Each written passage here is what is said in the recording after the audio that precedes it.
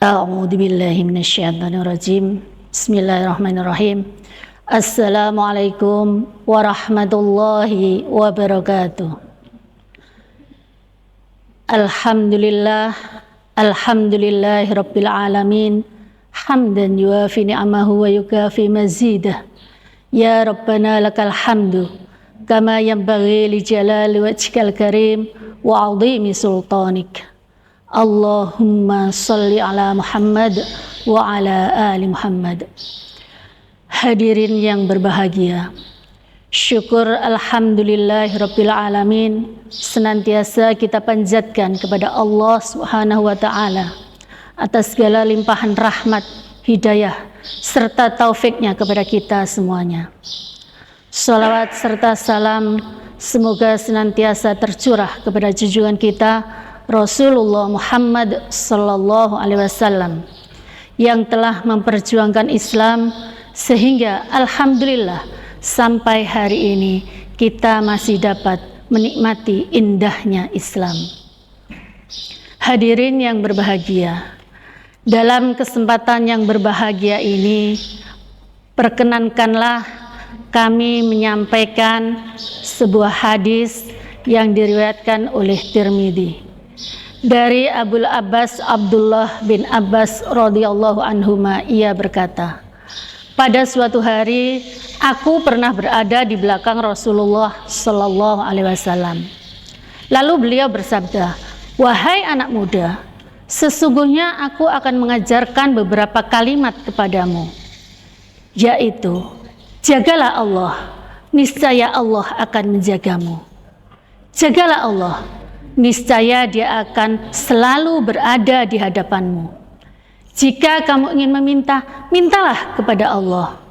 Jika kamu ingin meminta pertolongan, mintalah kepada Allah.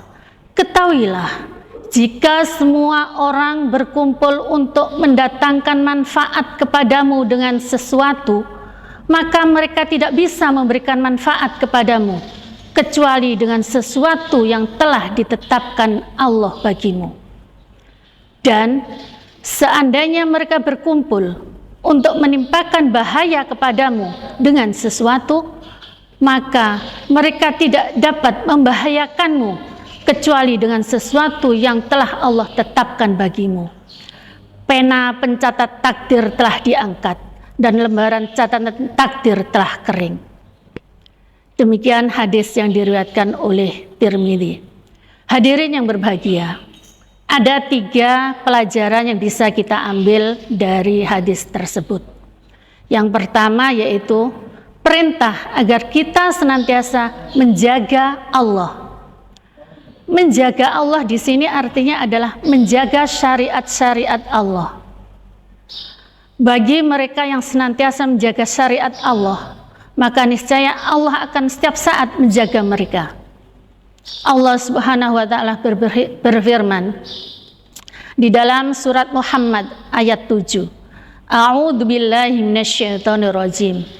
Ya ayyuhalladzina amanu in tansurullah yansurkum wa tsabbit aqdamakum.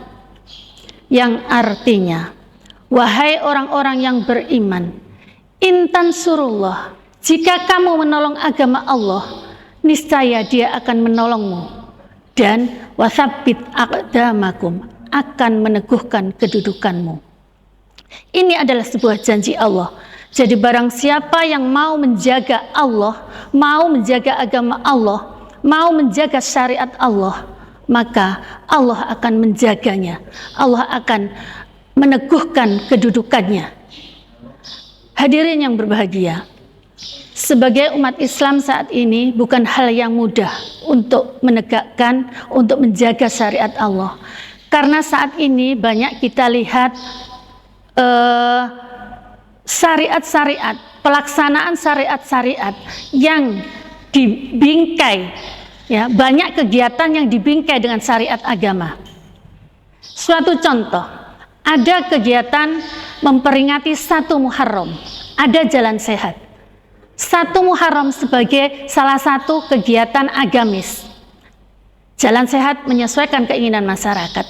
Akan tetapi coba kita lihat di dalam jalan sehat, semua orang menutup pakaian, menutup tubuhnya dengan pakaian. Itu adalah perintah agama, tetapi kenyataannya pakaian bukan untuk menutupi tubuh, yang ada adalah membentuk tubuh. Ini coba kita lihat di kegiatan-kegiatan yang membingkainya dengan keagamaan. Jalan sehat dalam rangka 1 Muharram, akan tetapi yang ada adalah jalan sehat yang diikuti oleh jamaah orang-orang yang berpakaian, mengenakan pakaian mini, ketat. Betul seluruh tubuh tertutupi, akan tetapi bentuk tubuh tetap terlihat. Nah, untuk menjaga ini, untuk kita mengingatkan ini bukan hal yang mudah. Itu sebabnya saya katakan bahwa menjaga Allah, menjaga agama Allah bukan hal yang mudah. Kemudian yang kedua adalah perintah untuk meminta pertolongan hanya kepada Allah. Hadirin yang berbahagia, di dalam surat Al-Baqarah ayat 153 Allah menjelaskan, A'udzubillahi minasyaitonirrajim. Ya ayyuhalladzina amanu ista'inu bis-sabri was-shalah. Innallaha ma'as-sabirin. Yang artinya, hai orang-orang yang beriman, mohonlah pertolongan kepada Allah dengan sabar dan sholat. Sungguh Allah beserta orang-orang yang sabar. Hadirin yang berbahagia, di sini Allah menyerukan kepada orang-orang yang beriman agar mereka meminta pertolongan dengan cara sholat dan sabar. Kenapa harus sholat? Karena kita tahu bahwa sholat adalah bentuk komunikasi langsung antara manusia, antara hamba dengan Allah. Jadi di sini Allah menjelaskan di dalam ayat ini bahwa mohonlah pertolongan kepada Allah dengan sholat. Terkadang kita seringkali sholat, akan tapi kita merasa bahwa diri kita tidak sholat. Karena apa? Kita tidak memahami betul, tidak menikmati betul pelaksanaan sholat itu. Padahal di dalam sholat banyak sekali doa yang kita sampaikan. Hampir semua bacaan doa sholat adalah sebuah doa, sebuah permohonan kepada Allah. Nah, jadi marilah kita perbaiki sholat kita sebagai cara, sebagai wahana, sebagai alat pendekatan diri kita kepada Allah. Yang ketiga, hadis tersebut di atas yang diriwayatkan oleh Tirmidzi menjelaskan tentang takdir Allah. Apa takdir Allah itu? Apa takdir itu? Takdir itu segala sesuatu yang telah ditentukan oleh Allah.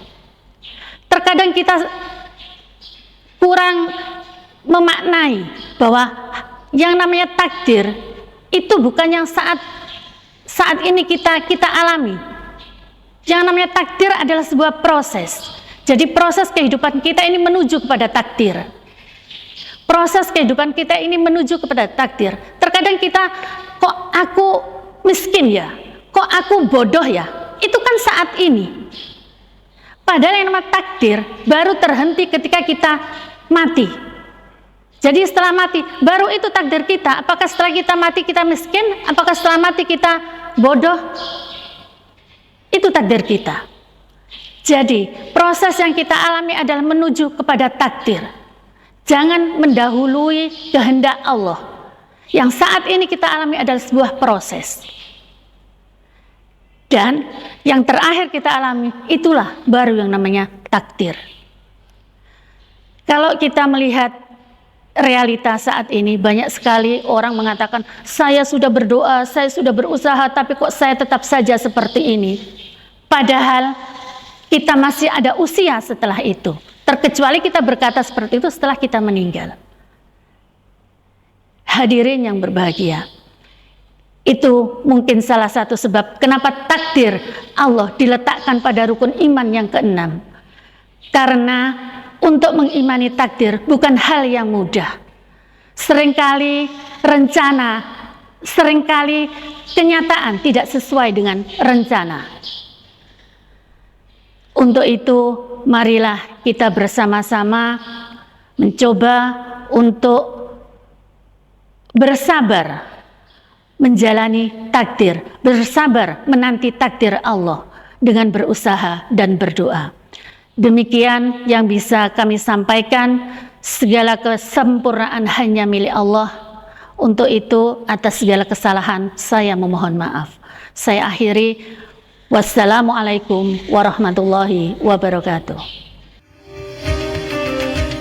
Nuansa Ramadan, persembahan Dinas Pendidikan dan Kebudayaan Kabupaten Jombang, berkolaborasi dengan Kelompok Kerja Guru Pendidikan Agama Islam Kabupaten Jombang.